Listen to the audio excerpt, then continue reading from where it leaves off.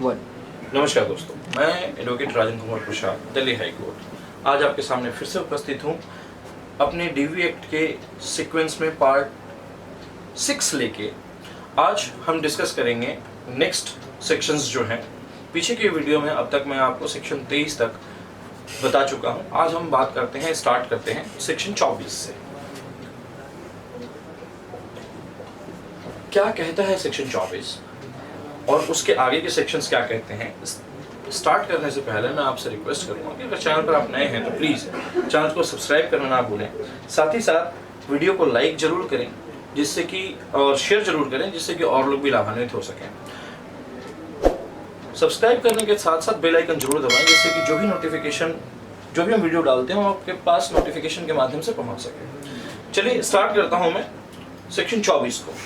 Section 24 कहता है court to give orders free of cost. Copy of orders means court to gives copy of order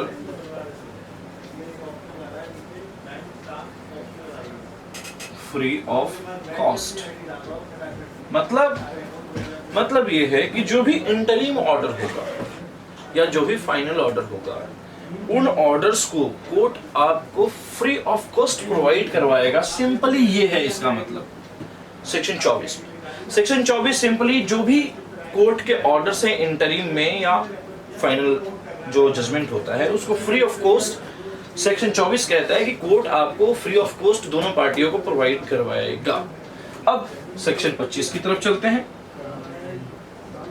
बहुत छोटा था ये, इसमें कुछ बताने लायक है नहीं, तो सेक्शन 25 की तरफ हम आगे बढ़ते हैं, मूव करते हैं।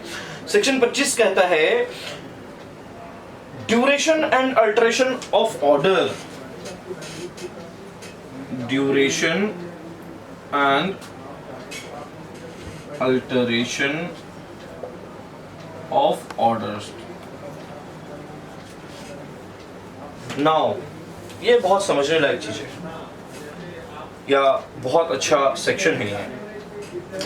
कई बार हमने देखा है कि पति के खिलाफ एक ऑर्डर हो गया, ऑर्डर होने के पति खिलाफ एक ऑर्डर हो गया, पत्नी को मेंटेनेंस मिलना शुरू हो गया, इंटरिम मेंटेनेंस बंद गया। अब एक इंटरिम मेंटेनेंस 4000 रुपए पत्नी को मिल रहा है हर महीने। होता क्या है, उसके पास एक बच्चा भी है, वाइफ प्लस 1 चाइल्ड। 4000 रुपए मिलना शुरू होता है। पता चलता है 5 साल केस चल गया जी, 5 इयर्स। बच्चा उस समय 3 साल का था, अब बच्चा कितने साल का हो गया? 8 इयर्स। 3 इयर्स का था, अब हो गया 8 इयर्स। बच्चे के एक्सपेंसेस बढ़ गए। क्या हुआ? 3 साल में बच्चा स्कूल नहीं जा रहा था, 5 साल होते ही उसका एडमिशन हो गया, हर महीने की फीस जा रही है, बच्चे का खाने का पैसा लग रहा है, उसके अलावा बहुत सारी चीजें बच्चे के ऊपर एक्सपेंसेस होने लगे। अब वो महिला क्या करेगी? महिला क्या करेगी? 25 सेक्शन 25 में सब क्लाउजेज हैं, अगर आप कहेंगे तो उसके ऊपर मैं अलग से वीडियो बना दूंगा।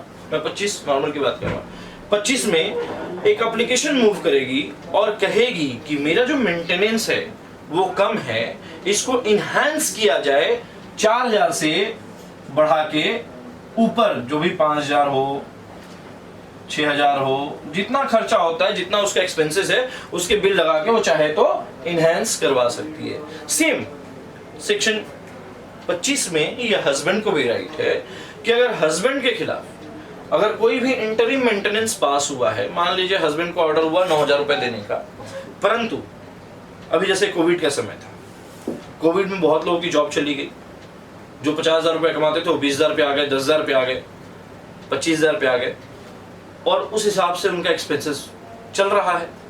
तो फाइनली हस्बैंड क्या करेगा? He can move an application under section 25 and ask to the court, पूछ सकता है या कोर्ट को कह सकता है कि नाउ मेरी इनकम 50,000 रुपए से घटकर 30,000 रुपए हो गई है जी, तो अब मेरी मेंटेनेंस जो है, जो मेरी पत्नी को मैं मेंटेनेंस दे रहा हूँ या बच्चे को मेंटेनेंस दे रहा हूँ, मैं उसके लायक मेरे भी एक्सपेंसेस हैं, मेरे ऊपर भी डिपेंडेंट मदर फादर हैं, तो उसमें अब मेरा मेंटेनेंस कम किया जाए। यानी ये अल्टरेशन के लिए है, आइदर फ्रॉम द वाइफ और फ्रॉम द हस्बैंड। दोनों ही इस एप्लीकेशन को मूव ऑन कर सकते हैं सेक्शन 25 में और मांग कर सकते हैं कि नहीं, मेरी जो मेंटेनेंस है जो बंधी हुई है उसको कम किया जाए और कम करके उसमें अल्टर किया जाए, यानी चेंजेस किया जाए, या तो बढ़ाया जाए या घटाया जाए। ये सेक्शन 25 का टोटल डेफिनेशन या मोटिव है और सेक्शन 25 का। सेक्शन 24 और सेक्शन 25 ये दोनों ही, ये तो नॉर्मल सा था कि इसमें जो भी ऑर्डर कोड पास करेगी इंटरिम का या जजमेंट का वो आपको फ्री ऑफ कॉस्ट देगी। लेकिन सेक्शन 25 इसलिए इंपॉर्टेंट था कि जरूरी था लोगों को।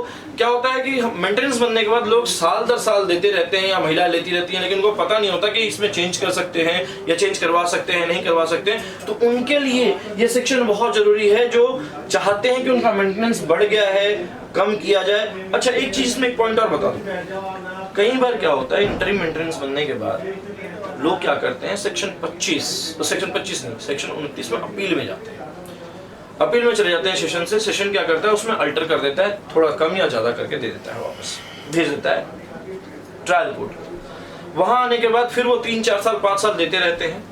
लेकिन अगर वो चाहें तो अल्टरेशन की एप्लीकेशन 3-4 साल बाद लगा सकते हैं। अगर, लेकिन एक बात ध्यान रखेंगे, अगर सेशन का ऑर्डर है, सेशन ने अगर अल्टर कर दिया है और सेशन ने ये कहा है कि नहीं जी 10,000 रुपए का मेंटेनेंस बना था, ये ठीक नहीं है, आप इसकी जगह पे 15,000 रुपए दीजिए, ये अल्टर नहीं होगा।